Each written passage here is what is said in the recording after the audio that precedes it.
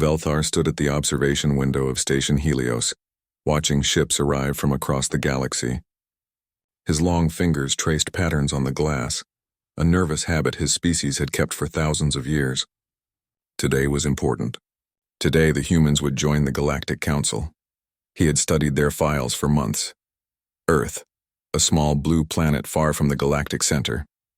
The humans had only discovered faster-than-light travel 5 years ago. They were children compared to the Kilari Collective, Velthar's people, who had been exploring space for over 10,000 years. The human ship appeared in the distance. It was smaller than he expected, silver and white with blue markings. The letters on the side read UNSC Horizon. Velthar watched it dock smoothly. At least they could fly their ships well. He made his way to the reception hall. The room was already filling with delegates from dozens of worlds. The Drenics stood in one corner, their massive bodies covered in thick blue scales. The Quilari delegates huddled together, their shell-like armor gleaming under the lights. Everyone was curious about the humans. The doors opened. 4 humans walked in, wearing dark blue uniforms with various symbols on their shoulders. They were so small. Velthar was tall for his species, standing nearly 8 feet high. The tallest human barely reached 6.5 feet. The human in front stepped forward. He had short black hair and carried himself with quiet confidence. "I'm Captain Jinho of the Earth United Nations Space Command. Thank you for welcoming us." His voice was calm and steady. Velthar approached and extended his hand in the human greeting he had practiced. "I am Velthar, your assigned liaison. Welcome to the galactic community." Jinho's grip was firm but not aggressive. His eyes met Velthar's directly, something many species found uncomfortable. Humans apparently did not. "This is Lieutenant Minji, my tactical officer," Jinho said, gesturing to a woman with sharp eyes and hair pulled back tight. She nodded but did not smile. Her gaze swept the room constantly as if looking for threats. Velthar found it odd. This was a peaceful gathering. "Our engineer, Deho," Jinho continued. A younger man with kind eyes smiled and waved. "And Medical Officer Hana." A woman with gentle features bowed slightly. The ceremony began. The council elder, a Quilari elder named Sorvan, gave a long speech about unity and cooperation. The humans listened politely. When it was their turn to speak, Captain Jinho kept his words short and respectful. He talked about Earth's desire to learn and grow alongside the older civilizations. Velthar watched the other delegates. Some seemed pleased. Others looked dismissive. The Krillian observer, a reptilian warrior named Gulthor, stared at the humans with obvious contempt. The Krillians believed in strength above all else. They probably saw humans as weak prey. After the ceremony, a reception was held. Velthar guided the humans through the crowd, introducing them to various species. They were polite to everyone, asking questions and listening carefully to answers. Deho was particularly curious about different technologies. Hana wanted to know about alien medical practices, but Lieutenant Minji remained quiet, always watching. When a Drenix delegate accidentally bumped into her, she moved aside with surprising speed. Her hand had moved toward her hip where Velthar noticed a small weapon. She caught herself and smiled apologetically, but Velthar had seen it. Some instinct in her had reacted to potential danger. "Your officer seems tense," Velthar said quietly to Jinho. The captain glanced at Minji and smiled slightly. "Old habits. We come from a dangerous world. It takes time to relax." "Dangerous how?" Velthar asked. He had read that Earth was classified as a Class 9 death world, but he did not fully understand what that meant. Jinho considered his answer.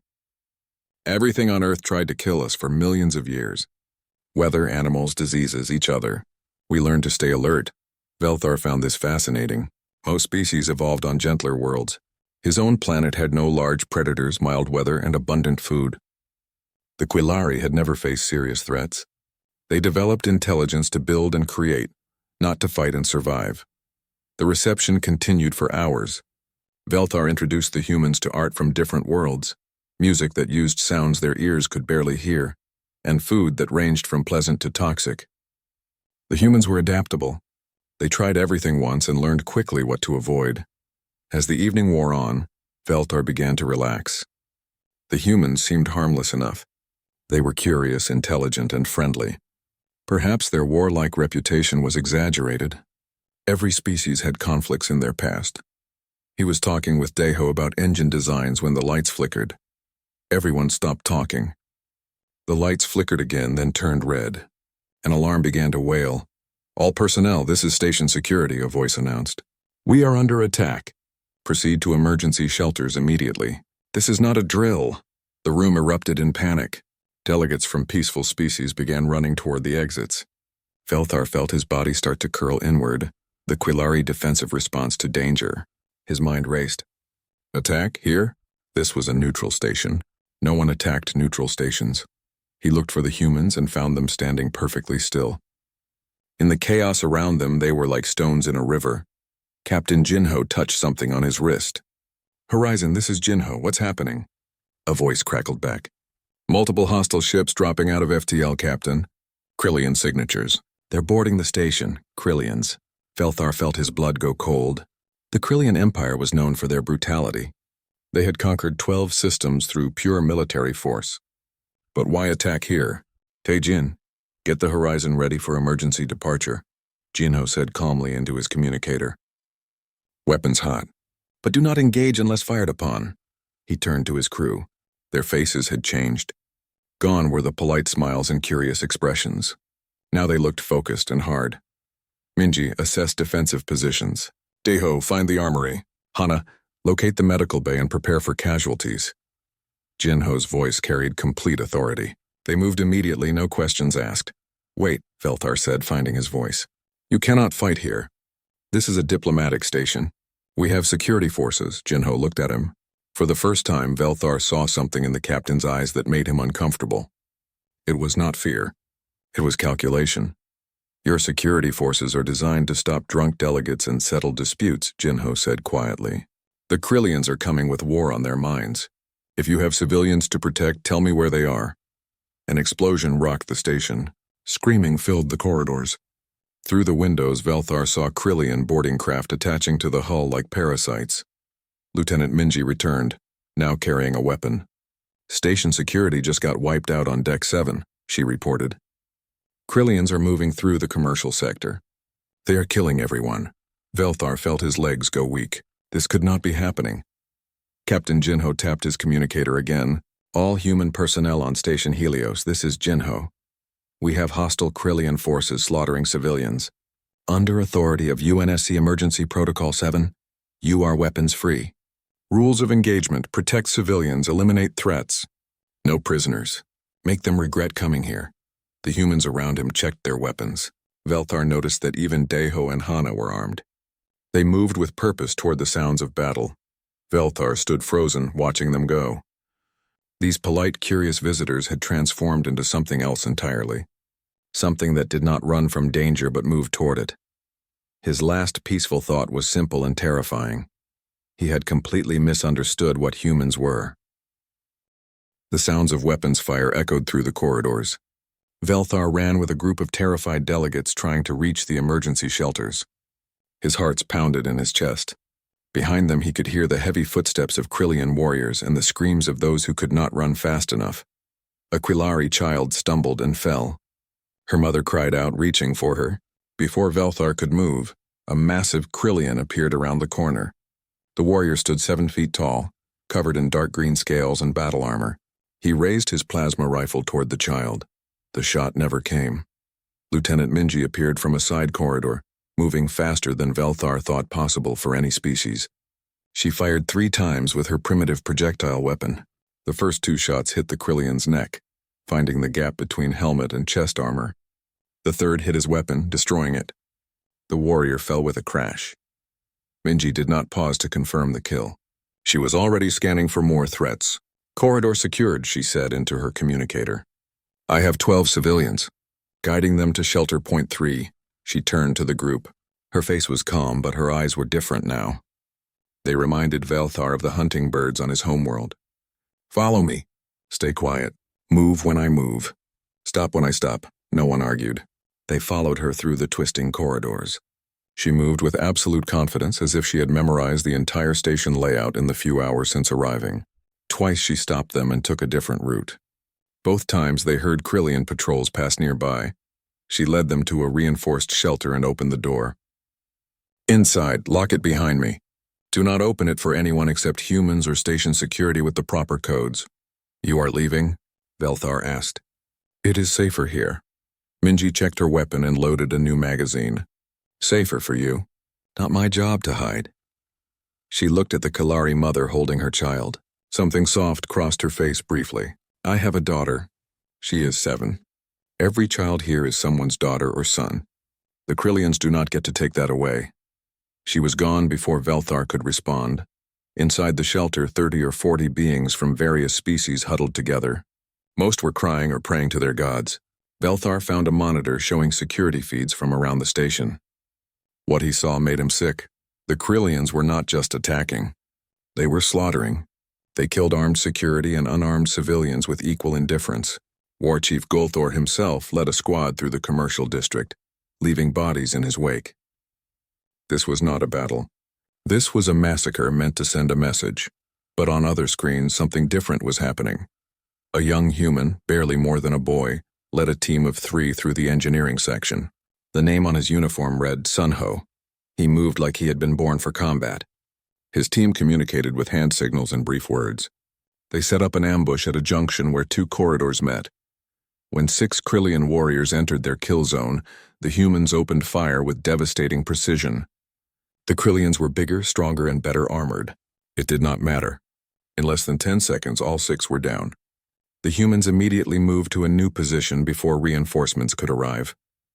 On another screen, Engineer Deho was doing something strange. He was not fighting at all.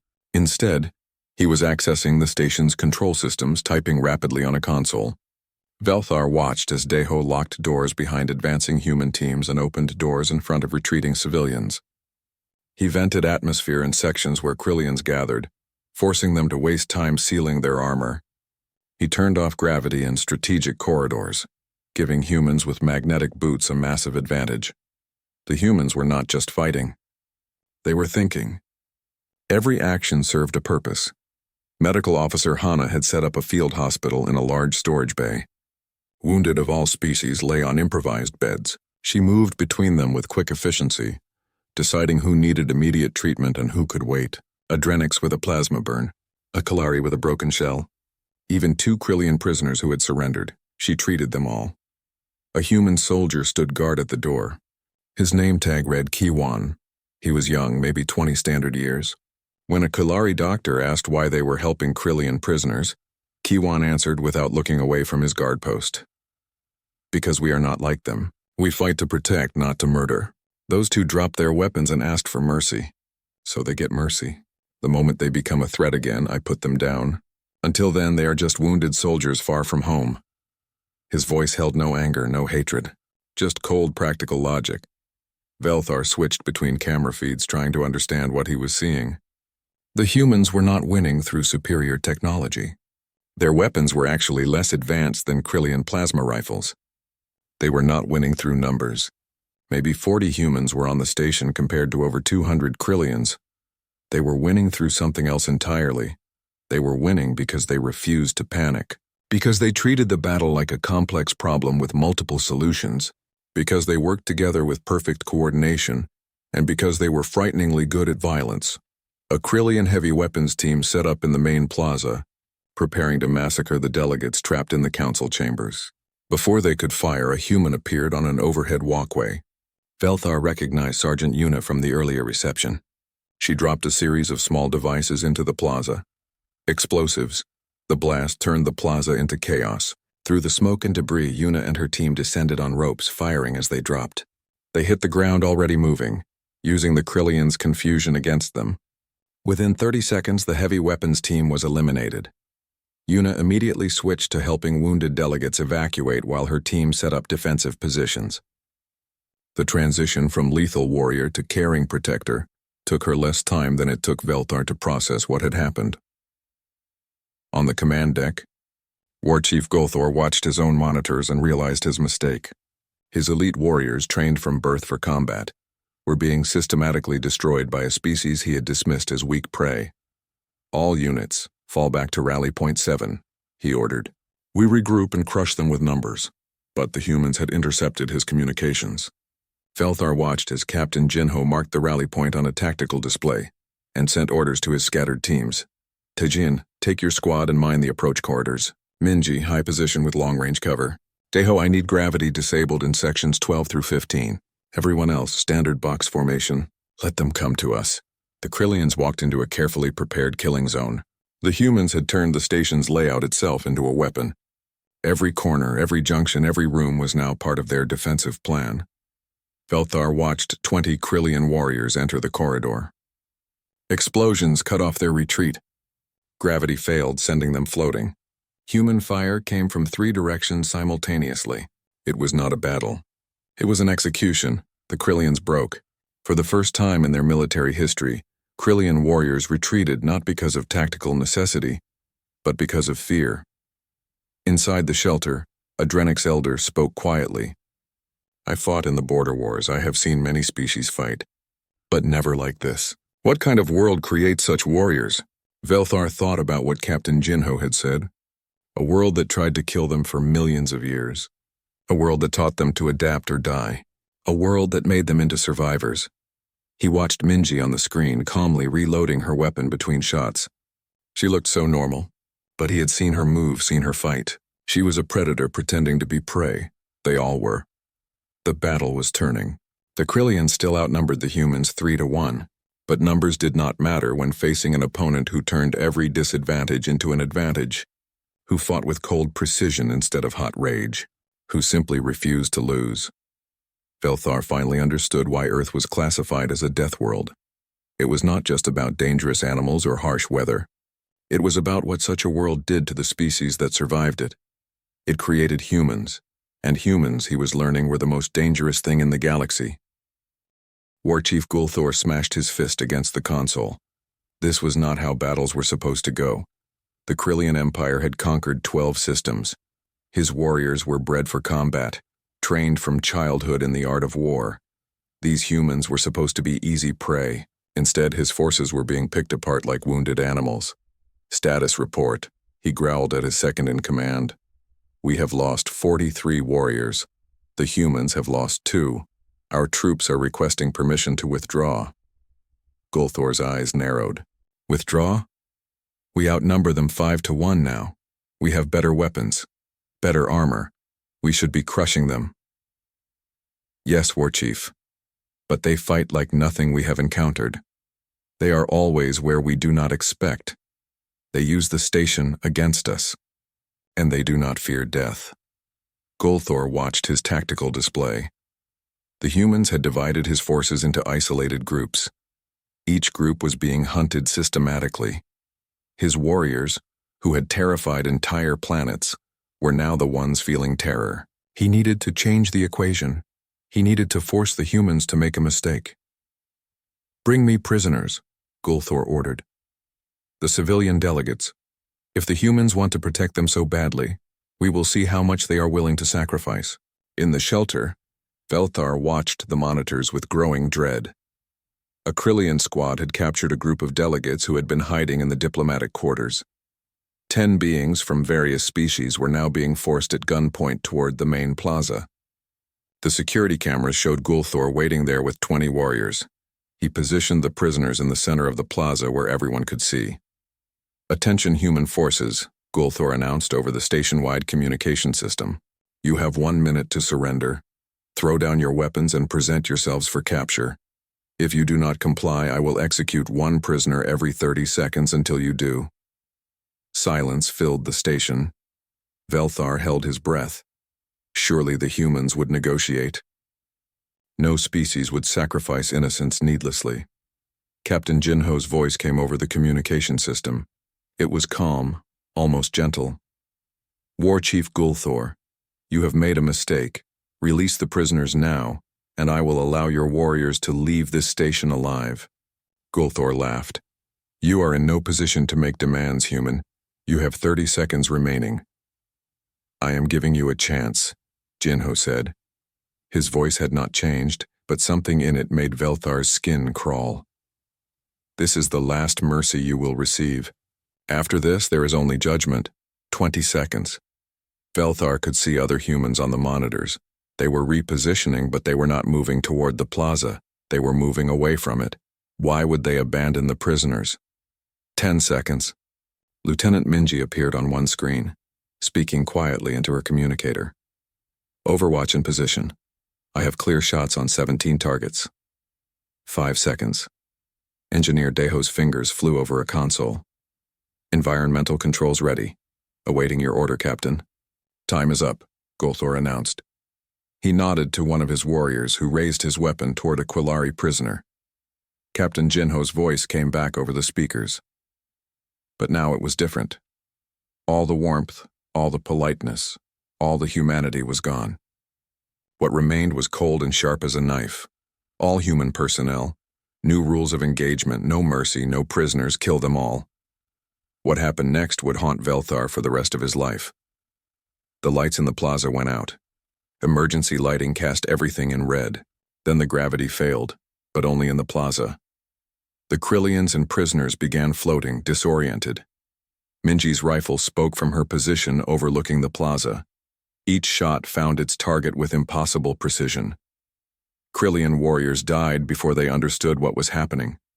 She was shooting through tiny gaps in their armor, hitting exposed joints and weak points that should have been impossible to target. More humans appeared from multiple entry points. They moved through the zero gravity like they were born to it, using the confusion as cover. They pulled the floating prisoners toward the exits while simultaneously engaging the Krillian warriors. Corporal Sunho kicked off a wall, spun in midair, and fired in 3 different directions. All 3 shots hit.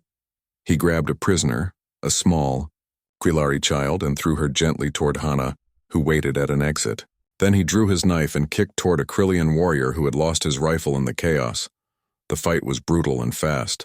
The Krillian tried to use his strength advantage, grabbing Sunho, but Sunho did not try to break free. Instead, he went with the motion, using the Krillian's own momentum against him. The knife found the gap between helmet and neck armor. The warrior went limp. Sunho was already moving toward his next target. Golthor roared in fury. He activated his armor's thrusters and charged toward the nearest human, Private Kiwan. The young soldier saw him coming and did not retreat. He raised his rifle and fired until it was empty. The bullets could not penetrate Golthor's heavy chest armor. But Kiwan was not aiming for the chest. He was aiming for the thruster pack. One shot damaged it, sending Golthor spinning out of control in the zero gravity. By the time the war chief stabilized himself, all the prisoners had been evacuated and he was surrounded by human soldiers. Withdraw, Golthor ordered his remaining warriors. Fall back to the ships. But the humans had predicted this too. Deho had locked the docking bay doors. The Krillians were trapped. Captain Jinho's voice came over the speakers again. War Chief Golthor, you were offered mercy. You chose execution. Now you learn what happens when you threaten what we protect. The hunt began. The humans moved through the station like shadows. They no longer waited for the Krillians to come to them. They were actively hunting down every single warrior. Velthar watched in horror as Sergeant Yuna's team cornered a Krillian squad in the cargo bay. The Krillians had superior position and heavier weapons. It did not matter. The humans used smoke grenades to obscure vision, then attacked from multiple levels simultaneously. They moved with perfect coordination, each member of the team knowing exactly where the others would be. When the smoke cleared, all 8 Krillians were down. The humans had suffered one injury, a minor burn on Yuna's arm. She barely acknowledged it. In the engineering section, Deho had turned the environment itself into a weapon.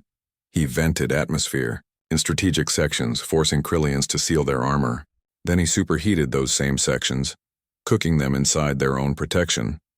Those who removed their helmets to escape the heat died from lack of oxygen. Those who kept them on died from heat stroke.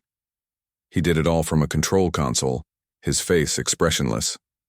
Medical Officer Hana moved through the corridors with a squad of soldiers, still treating wounded. But now she also carried a weapon. When they encountered Krillians, she transitioned from healer to warrior without hesitation. After the threat was eliminated, she immediately returned to treating whoever needed help. The duality was disturbing. These beings could save your life and take someone else's life with equal skill and similar calm efficiency. Velthar heard Gulthor's voice over the intercepted Krillian communications. The war chief was trying to rally his troops, but Velthar could hear the fear beneath the words. Gulthor had realized his mistake.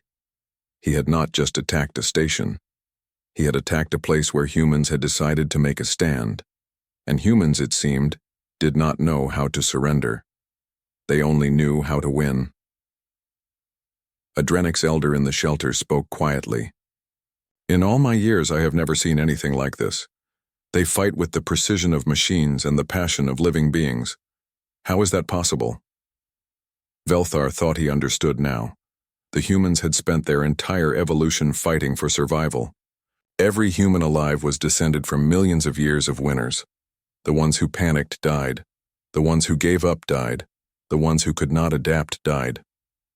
What remained were survivors, and survivors did whatever was necessary to protect their own.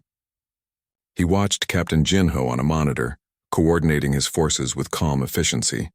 The captain looked like he was managing a construction project, not a battle for survival.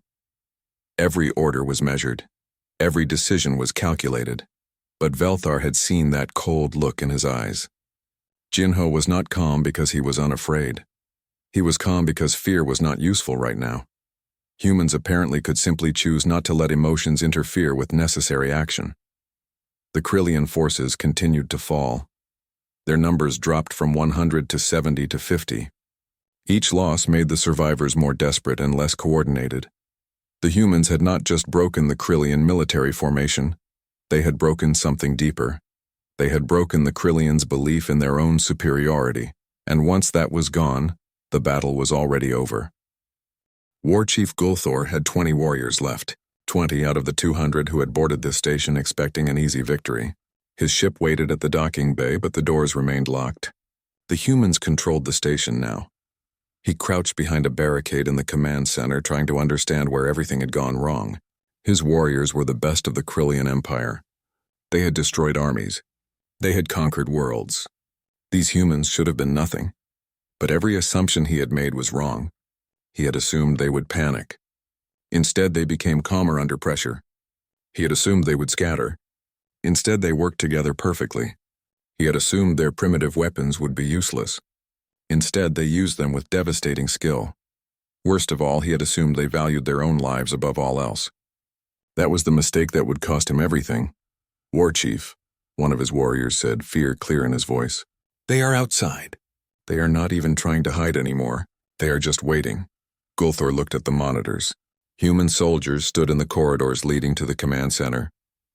They were not taking cover. They were not preparing an assault. They were just standing there, weapons ready, watching the doors. It was psychological warfare. They were letting him know that escape was impossible, that this was over. All that remained was choosing how it would end. Captain Jinho's voice came over the communication system. War Chief Gulthor, I am going to give you one final chance. Surrender now. You and your warriors will be treated according to galactic law. You will face trial for your crimes, but you will live. Gulthor's pride screamed at him to refuse, but he looked at his remaining warriors and saw their fear. They were broken. Not physically, but mentally. The humans had done something no enemy had ever done before. They had made Krillian warriors afraid. And if I refuse? Gulthor asked. There was a pause. When Jinho spoke again, his voice was quiet but absolute. Then I come in there and finish this personally. The doors to the command center exploded inward. Not from a bomb or a weapon, but from Engineer Deho overriding the hydraulic systems and forcing them open at maximum speed. The metal doors shot into the room like missiles, crushing 2 Krillian warriors instantly. Before the dust settled, humans poured through the opening. Lieutenant Minji came first, moving impossibly fast. She slid under a burst of plasma fire, rolled to her feet and put 3 bullets through a Krillian's faceplate. Sergeant Yuna followed, throwing something that emitted a blinding light. In the confusion, she eliminated 2 more warriors with precise shots. Corporal Sunho appeared on the left flank. A Krillian warrior twice his size charged him with a combat blade. Sunho sidestepped at the last moment, letting the warrior's momentum carry him past. Then Sunho was behind him, his own knife finding the exposed joint at the back of the knee. The warrior fell. Sunho's second strike ended it. The command center became chaos. Krillian warriors fought with desperation, but desperation was not enough against trained precision. Private Kiwan took a plasma bolt to his shoulder but kept fighting. He switched his rifle to his other hand without missing a beat, compensating for the injury instantly. Medical Officer Hana entered the room, immediately moving to where Kiwan had taken cover. She pulled him behind a console and began treating his wound while the battle raged around them. Her hands moved with practiced efficiency, stopping the bleeding even as she kept her head down to avoid incoming fire. Within 2 minutes, 15 of Gulthor's remaining warriors were down. The last 5 dropped their weapons and raised their hands in surrender.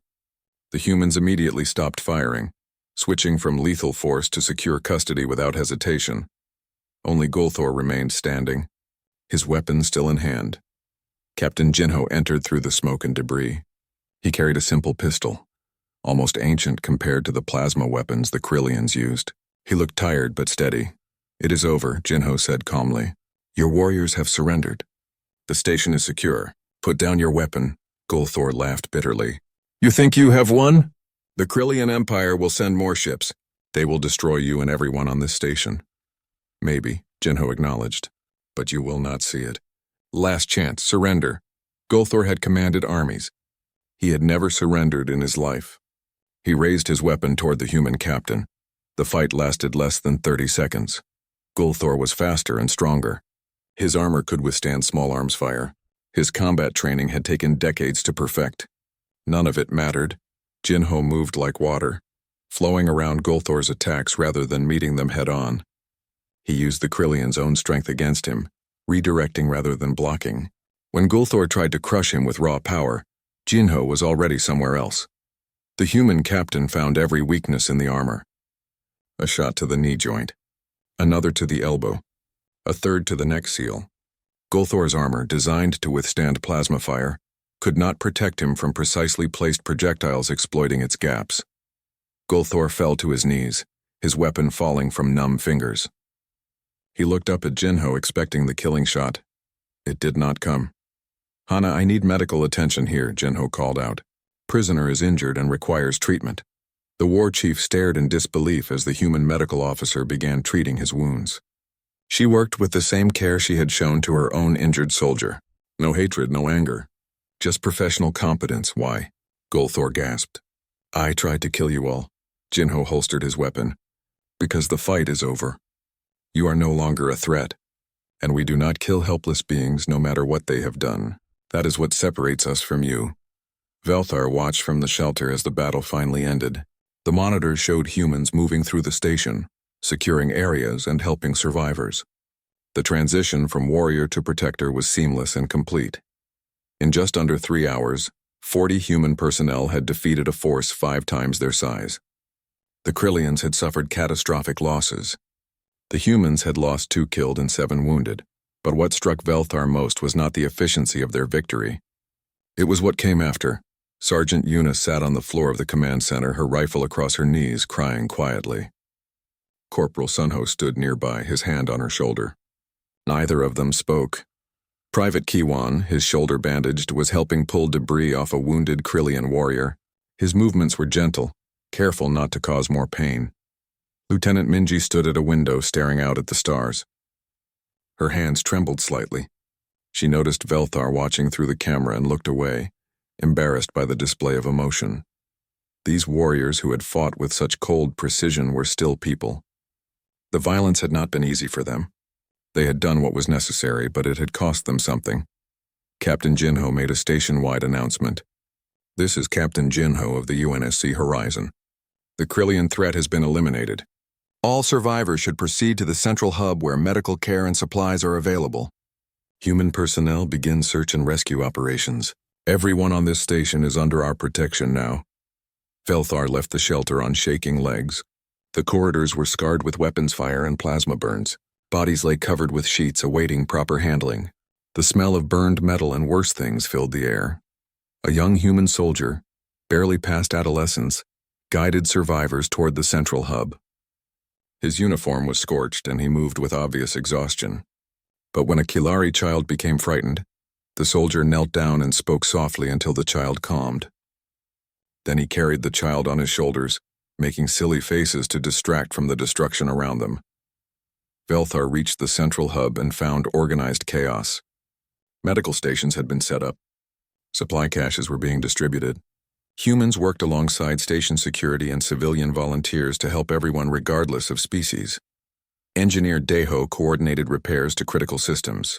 He explained technical details to the station's engineers with patience, sharing human solutions to problems they faced. Medical Officer Hana ran the main treatment center. She had organized triage areas and assigned volunteers to help with simple tasks. She moved from patient to patient, treating injuries with equal care whether they were Quillari, Drenix, or Krillian.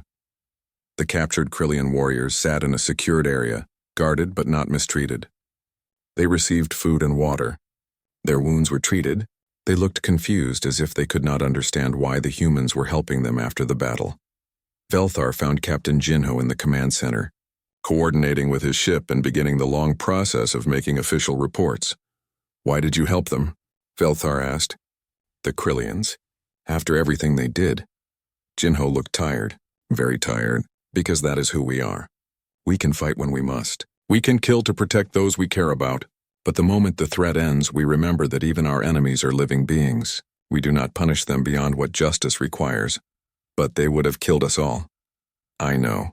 That is why we stopped them. Jinho turned to look at Velthar fully. "You seem disturbed by what you saw today." Velthar nodded slowly. "I have never seen anything like it. Your people fight like demons, then care for the wounded like angels. How can you be both?" Jinho smiled sadly. "Because we are human. We contain both the capacity for great violence and great compassion." 3 days after the battle, the Galactic Council fleet finally arrived at Station Helios. They came with warships and medical vessels, ready to rescue survivors and drive off the Krillian attackers. They found the station secure, the Krillians defeated, and the humans calmly helping with repairs. Velthar stood in the observation gallery as the Council ships docked. Around him, delegates from dozens of worlds gathered for the emergency session. Everyone wanted to understand what had happened. More importantly, everyone wanted to understand what humans were. The session began with reports. Captain Jinho presented a clear timeline of events, supported by security footage and tactical data. He spoke professionally, without emotion, simply stating facts. The council members watched the recordings in stunned silence. They saw Lieutenant Minji moving through corridors like death itself. They saw Corporal Sunho fighting with skill that should have taken centuries to develop. They saw Engineer Daiho turning the station into a weapon. They saw Medical Officer Hana saving lives even as battles raged around her. Elder Sorvan of the Quillari spoke first. "Captain Jinho, your actions saved thousands of lives. The Council is grateful, but we must address the question on everyone's mind. Are humans a warrior species?" Jinho considered his answer carefully. "No, Elder. We are a survivor species. There is a difference. Warriors seek conflict. We avoid it when possible. But when forced to fight, we fight to win. Our world taught us that anything less means death." A Drenix delegate stood. "Your world, Earth. We have reviewed the classification. Class 9 Death World. Only 3 known inhabited death worlds exist in the galaxy. None of the other species from such worlds developed your level of civilization. How did humans survive long enough to build what you have built? We adapted," Sergeant Yuna answered from where she stood with the other human personnel. "Our world tried to kill us with weather, predators, disease, and 1,000 other threats. We could not outrun the fast predators or overpower the strong ones. So we learned to think. We made tools. We worked together. The ones who could not adapt died. After millions of years, what remained were humans." The chamber fell quiet. Velthar watched the council members process this information. They were beginning to understand what he already knew. Humans were not just another species. They were something unique. A representative from the Krillian Empire spoke next. He had arrived with the council fleet, his voice cold with barely controlled anger. "The Krillian Empire protests this treatment of our warriors. They were taken prisoner, humiliated, defeated by an inferior species. We demand their immediate release and reparations for this insult." Captain Jinho's expression did not change. Your warriors attacked a neutral station without provocation. They murdered civilians from multiple species. They took hostages and threatened to execute them. Under galactic law, they are war criminals and will be tried as such. The Krillian Empire does not recognize the authority of this council, the representative hissed. Release our warriors or face consequences. Jinho stood slowly. When he spoke, his voice was quiet, but everyone heard it clearly. Let me be very clear about something. Your warriors came to this station expecting easy prey. They found humans instead. We gave them multiple chances to surrender. We offered mercy repeatedly. They refused. The consequences they faced were of their own choosing. He paused, looking directly at the Krillian representative. If your empire wants war with humanity, we will accommodate you. But understand what that means. You attacked 40 humans and lost 200 warriors. We were protecting others, limiting our response. In a real war, there would be no such limitations.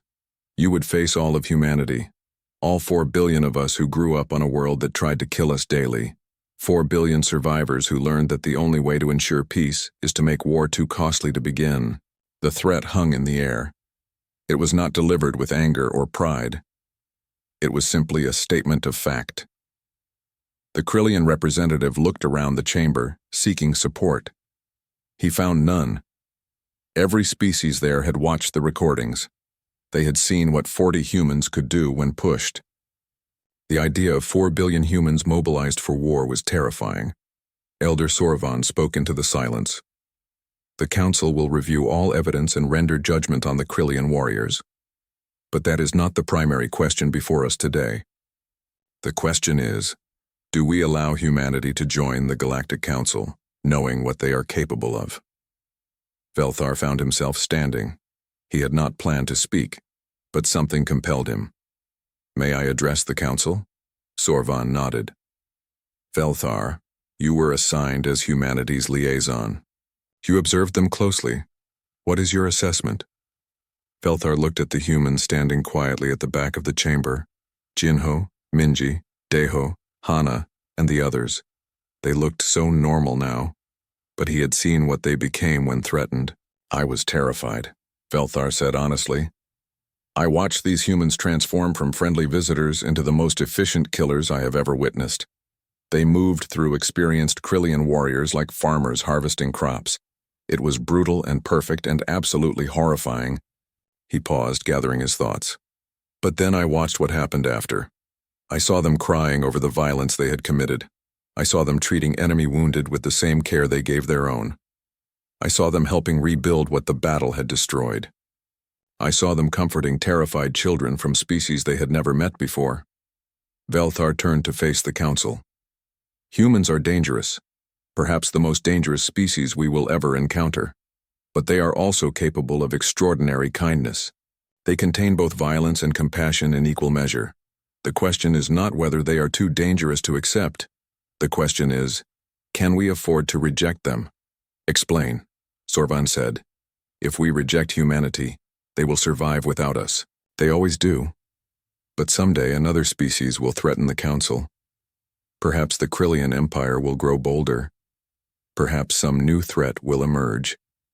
When that day comes, I would rather have humans as allies than as strangers, because I have seen what they do to protect those they care about, and I never want to face them as enemies.